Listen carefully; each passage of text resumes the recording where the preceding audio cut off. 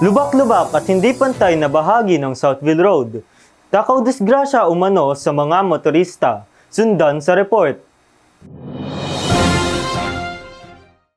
Bumabagal ang takbo ng mga sasakyan dahil sa lubak-lubak at hindi pantay na kalsada ng Southville Road.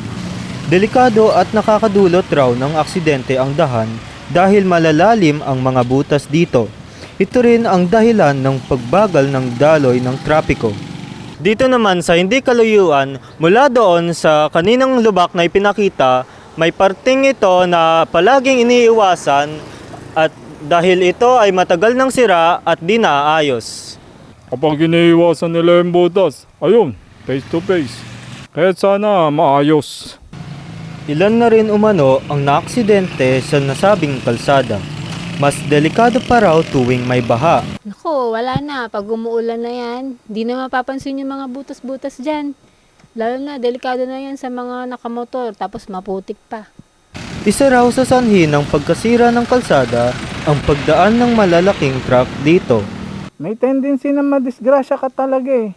Kasi lubak yan eh. Hindi mo alam kung pantay yung kalsada, lalo't hindi ka taga rito. Kasama si Marley Castillo, ako po si Dritch kasi syempre, nag-uulat. Ito ang